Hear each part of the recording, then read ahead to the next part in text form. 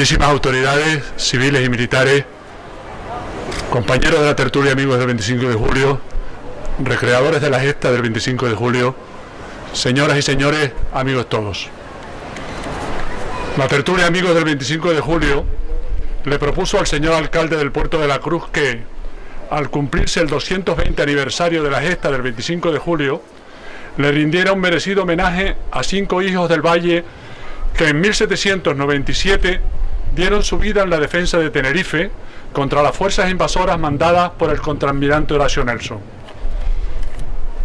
En el cuadro de honor de lista de fallecidos, publicada por primera vez en el Diario de Tenerife al cumplirse el centenario de la gesta, Luis Mafiote y Larroche, miembro de la Real Academia de Historia, pone: el no haberse publicado los nombres de los que perdieron la vida en la gloriosa jornada de 1797, regando su sangre las calles de Santa Cruz, la llamada carne de cañón, y los paisanos tuvieron la misma suerte de siempre: 2 paletadas de tierra y el olvido.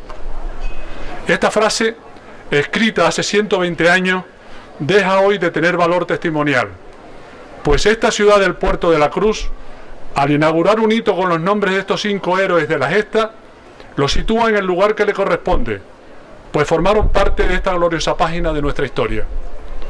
Gracias, señor alcalde, por elegir este emblemático lugar junto a la antigua batería de San Telmo, donde portuenses y foráneos conocerán y recordarán a estos héroes de la gesta del 25 de julio.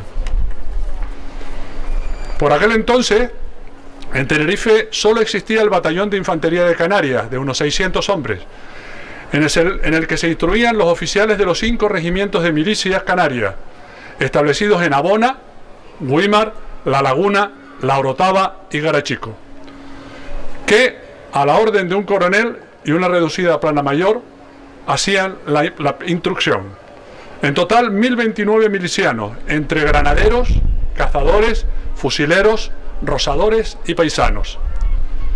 Los milicianos eran campesinos, albañiles, carpinteros, que desde los 15 años hasta que fuesen mayores se reunían una vez al mes para hacer algo de instrucción y ante cualquier amenaza de invasión tenían la obligación de, al oír la señal de alarma o arrebato, acudir con urgencia a defender la isla.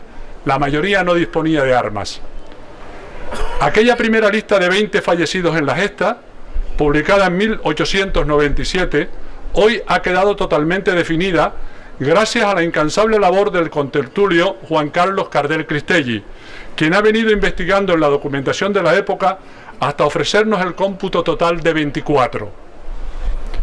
2 marineros franceses de la fragata Lamutín, 6 paisanos, un teniente coronel, un alférez y 14 soldados. De estos 14 soldados, 5 eran naturales del Valle. Luis Núñez Chávez, hijo de José Núñez y Bárbara Chávez, soltero. Este soldado era asistente del teniente coronel del Regimiento de Milicias de La Laguna, don Juan Bautista de Castro Ayala Fernández Ocampo. Ambos, soldado y teniente coronel, murieron en la misma emboscada. Los que pertenecían al Regimiento de Milicias Canarias de La Orotava eran José Benito, nacido en esta villa, tenía 30 años. Fue bautizado en la iglesia de San Juan. No se ha encontrado el nombre de sus padres. Estaba casado con Francisca Pestana, de 30 años, y tenían 6 hijos. El 25 de julio fue ingresado en el Real Hospital y el mismo día salía con el parte, mal herido, murió. El otro soldado que pertenecía al regimiento de milicias era Felipe Guerra, nacido también en esta villa y bautizado en la iglesia de la Purísima Concepción de Nuestra Señora. Estaba casado y murió sin testamento. Los otros 2 eran de la compañía de cazadores del Regimiento Provincial de La Orotava. Juan Pacheco Escobar, de 24 años de edad, hijo de Domingo Pacheco y María Escobar. Fue bautizado en la iglesia de la Purísima Concepción. Y el otro soldado, Salvador Rodríguez Mallorquín, de 40 años de edad, hijo de José Rodríguez Mallorquín y de Clara García. Este fue ingresado en el Real Hospital Militar por herida en el pecho, dándole de alta el 1 de agosto, pero 15 días más tarde fallecería en su casa de La Orotava. El día 17 fue enterrado de limosna. Su acta de defunción se encuentra en la parroquia de San Juan Bautista. Salvador dejó viuda, llamada Rosa Herrera del Moral, y 6 hijos menores de edad. Motivo por el que el comandante general don Antonio Gutiérrez dirigió un oficio al ministro de la Guerra solicitándole pensiones para las viudas de todos los fallecidos, las cuales fueron concedidas por orden ministerial del 8 de octubre. Estas ayudas oscilaban entre los 40 y 90 reales al mes. Quisiera terminar mi intervención honrando la figura del ilustre hijo de esta ciudad, don José de Betancur y Castro, nacido aquí en el puerto de la Cruz el 5 de enero de 1757. Hermano del prestigioso ingeniero militar e inventor Agustín de Betancur y Molina, nacido un año más tarde. Don José estuvo al servicio del rey Carlos III, pues era un hombre de ciencia, político, caballero de la Orden de Calatrava, miembro de la Real Academia de Bellas Artes de San Fernando y de otras instituciones científicas. En la época que nos ocupa, era coronel agregado al regimiento de Garachico, del que falleció un miliciano, Domingo León Padilla, dejando esposa y 2 hijos menores pobres de solemnidad. La tertulia le ha hecho su homenaje correspondiente a este soldado de Garachico, Domingo León Padilla, años atrás. Don José de Betancur y Castro, al ver que había muerto el único miliciano que murió de Garachico, le escribe una carta a su viuda, doña Antonia Guillermo, y esta carta, o este acto, le honra y le enaltece todavía más. La carta que le dirige a la viuda desde Santa Cruz, el 10 de septiembre de 1794, es muy elocuente y conmovedora.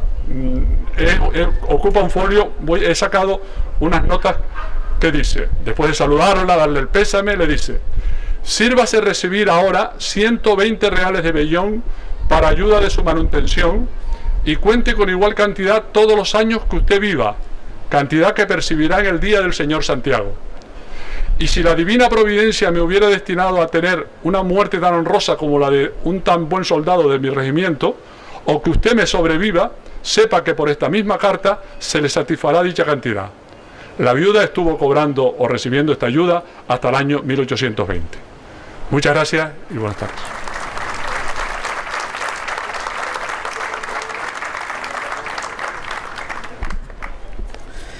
A continuación, se procederá al descubrimiento del hito.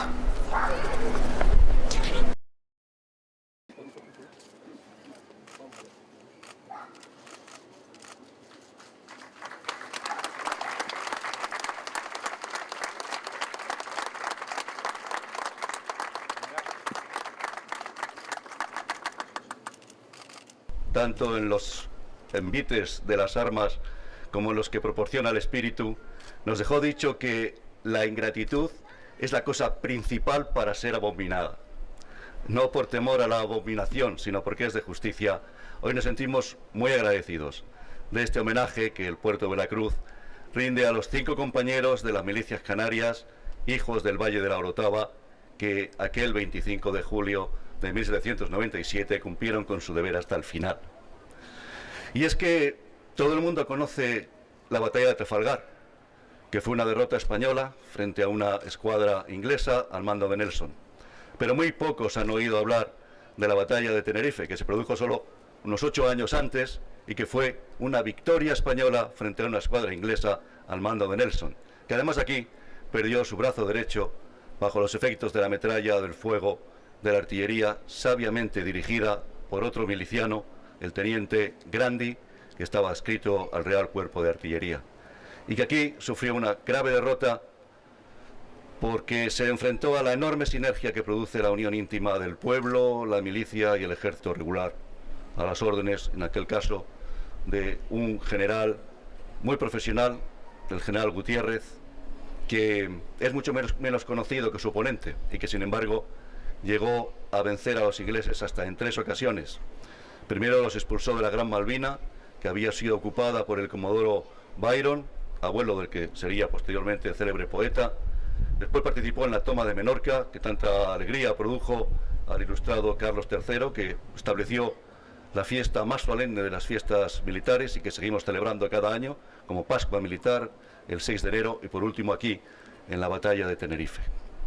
Y es que Nelson pensó que podría con facilidad ocupar el puerto de Veracruz, toda la isla, incluso el archipiélago, y ponerlo bajo la corona inglesa. Pero no contaba con la profesionalidad y la voluntad de vencer de Gutiérrez, y sobre todo con el sentido del deber, el heroísmo y el amor a la libertad del pueblo canario, que en aquel día entró en la historia por derecho propio, cuando decidieron que su tierra, Canarias, seguiría siendo España, lo sería siempre, y sería la barbacana de la patria en el Océano Atlántico. Y es que el pueblo español, cuando siente herida su dignidad, se levanta y pelea con bravura, incluso con fiereza, sea un 2 de mayo en Madrid o un 25 de julio en Tenerife, como hicieron estos 5 milicianos, hijos del Valle de la Orotava, que entregaron su vida en el cumplimiento de su deber. A ellos, honor y gloria, y a todos los que han hecho posible este homenaje, nuestro sincero agradecimiento. Muchas gracias.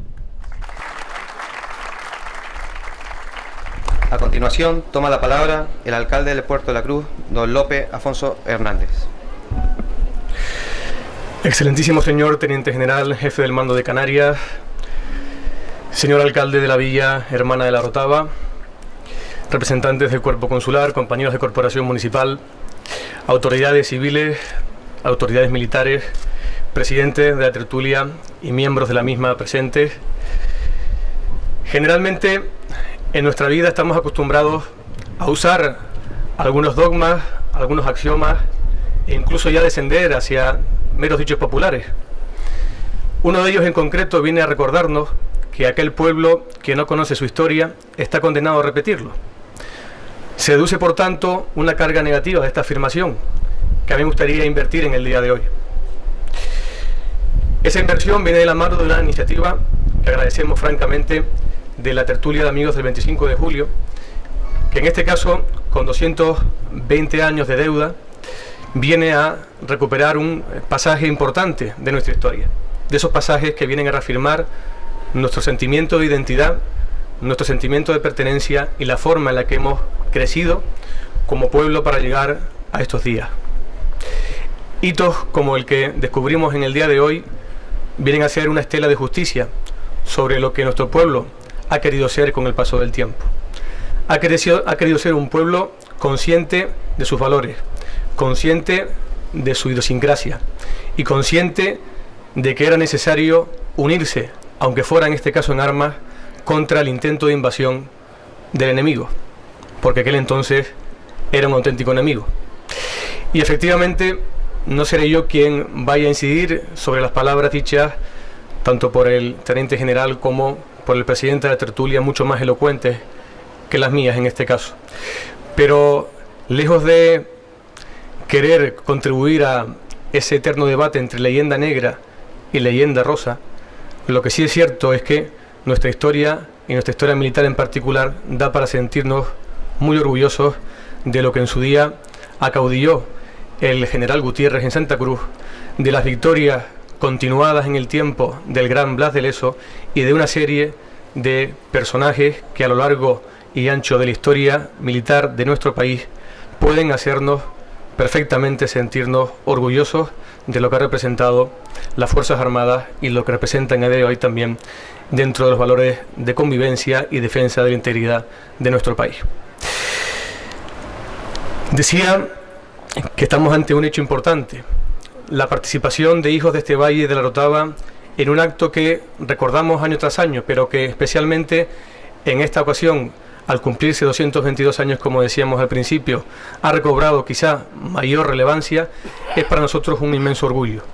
Además, el hecho de elegir un emplazamiento como tal, en lo que efectivamente fue en su día conocido como Batería de San Telmo, una pieza clave dentro del entramado defensivo que tenía el antiguo puerto de la Orotava y luego ciudad posterior del puerto de la Cruz, sin lugar a dudas es para nosotros un elemento que va a acompañarnos siempre para reivindicar ese sentimiento de arraigo y de pertenencia con nuestra historia, con los lazos de nuestros antepasados y con los que ellos quisieron defender.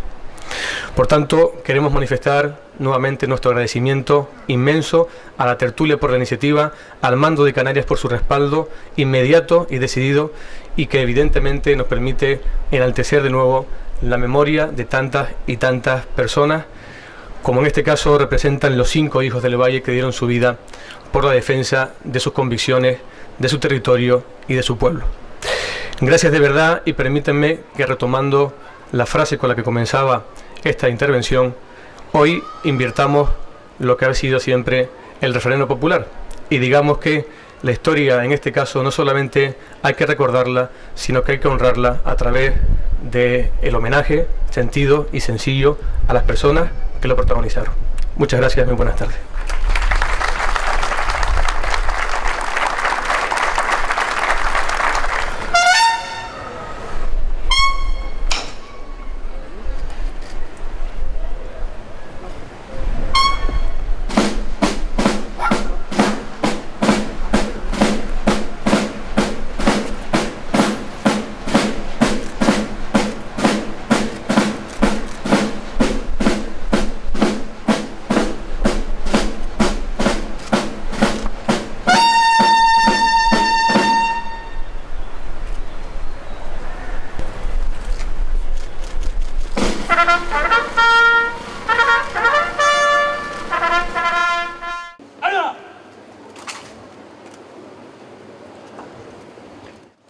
Que el Señor de la vida y la esperanza, fuente de salvación y paz eterna, les otorgue la vida que no acaba en feliz recompensa por su entrega, que así sea.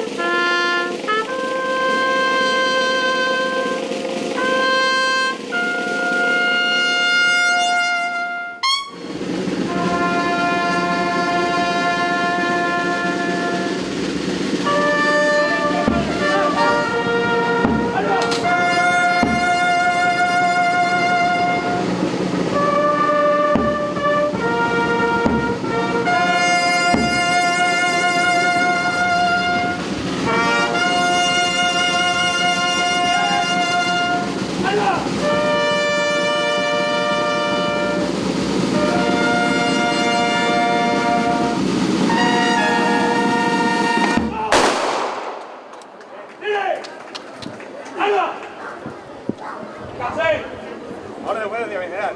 Solicito permiso para la retirada de la fuerza.